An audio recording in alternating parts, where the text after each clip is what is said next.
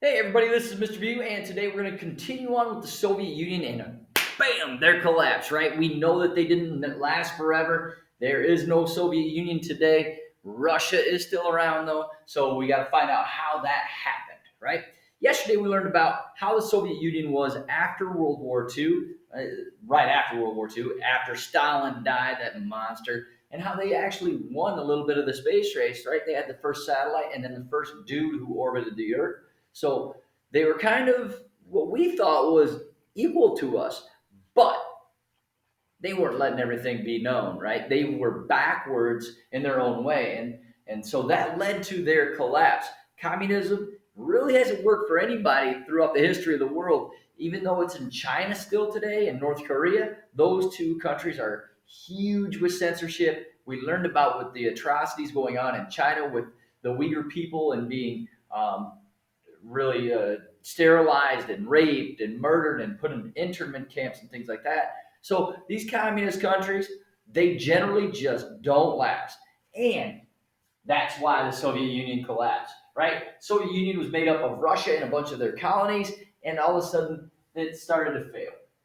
Why did it fail? Number one, corruption. There was a lot of corruption within the government. They are collecting all of the money and then dispersing it out, giving it out to the people as needed, right? And everybody was supposed to get an equal amount. Well, when every bit of money comes into the government or a group of people, what do you think is going to happen? That's right. Corruption. They're going to take some of that money for themselves. They're going to spread it amongst their friends. And that's really what happened. They had one really elite class in the Soviet Union, and then everybody else was kind of low class. And so that's kind of the equality that they were talking about. Yeah, it's going to be equal, but it's all equal down here for this class, and then up here, these rich guys, right? So few rich guys, and everybody else is low class. And that's what stinks about communism, right? Because everybody's supposed to be equal, but that equal is low. And that's a big problem. So the government was misspending the money. And they made bad decisions on their input and output. Like they were trying to decide how much toilet paper to use, or not use, thank God, how much toilet paper to make, or how much, I don't know, refrigerators, or how many of this, or how many of that. And they always misjudged it. They were government dudes doing it and not businessmen doing that, making those decisions. And so they were often bad decisions. And so you had too low of output in some things and too high of output in another. Private business takes care of that, right? Because if my business is churning out goods and everybody wants them, I produce more. Or if they're not wanting my goods, I produce less. Well, the government, they didn't have somebody making money off it other than themselves, so they didn't pay attention close enough. So there was bad government decisions. There was lack of incentives for the workers to work hard, because if I work really, really hard, I'm still going to get paid the same as this dude that's not working at all or very little, right? We both knew we're still going to get the same amount of food, same housing, same everything. Why would I work too hard? So I had low output, and that creates crappy stuff, right? I'm not working hard, I'm not paying attention to detail, so the stuff I crank out is probably going to be bad. These toys or these whatever, and nobody wanted Russian goods because they were crappy, right? So nobody wanted their stuff. That leads to their economy tanking. Mikhail Gorbachev takes over in 1985, and he sees, man, we got to change stuff. Our country kind of sucks. So he tries to figure some things out. He signs a treaty with the United States limiting arms, right? Limiting weaponry and things. So that's kind of a good thing. He ended a lot of the censorship in the Soviet Union. And that is a problem for the Soviet Union, right? Because nobody before this was allowed to say anything bad or negative about the Soviet Union. When you end that censorship, man, those problems come to a head. He called this glasnost. Glasnost means openness. We're going to be open. We're going to talk about our problems and things like that. Kind of a backfire for Gorbachev, because all of a sudden everybody had a problem.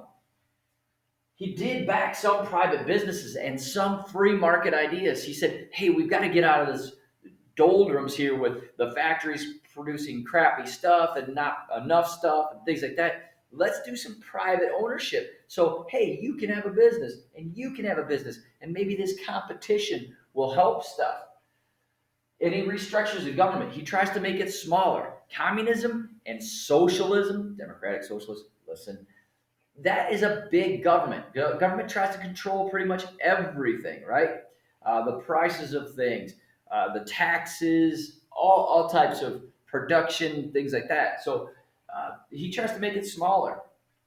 The satellites, they see their opportunity and they rebel against the Soviet Union and they declare their independence. And a lot of those move right towards democracy.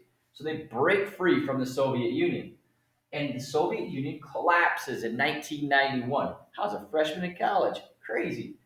In the US, they decided, hey, screw you, Russia. You've been pretty mean to us in the past. We're not helping you at all. So we didn't throw a lot of money at Russia to save them or help them make this smooth transition from communism to democracy, right? And you do need some help in those issues. Russia, Boris Yeltsin took over and he started this democracy going, right? But the problem is the government had been funding everything, right? And all of a sudden they're like, you're free. Do what you want to do. And that's chaos. That creates chaos. Because now these people who are depending on the government so much, they don't have anything. They don't have jobs and they don't have food and they don't have a lot of stuff. That leads to a bunch of crime, right? So the people were struggling. They didn't have money, they didn't have food, they didn't have jobs. And so crime rose, gang activity rose. And now you had a lot of mafia situations in Russia. So gangs would kind of take over. And there was a scrum for power. Businesses were failing because the government wasn't backing them. And all of a sudden they had to come up with their own money.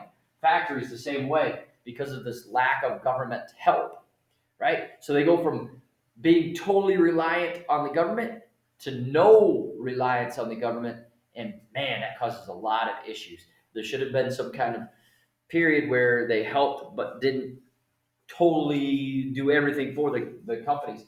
But there was a big troubled time for the Soviet Union or for Russia because the Soviet Union collapsed.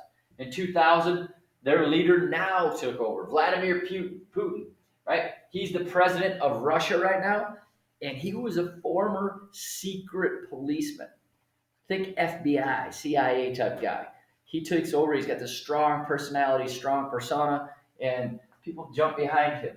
Now, things are not perfect in Russia right now, for sure, but they have kind of made strides along the way, becoming more powerful. Their factories and things, economy getting better and things. So they are a little bit on the rise, you could say. They're certainly not in the doldrums like they were under communism. So this is it for today. Answer the questions, and I will talk to you tomorrow.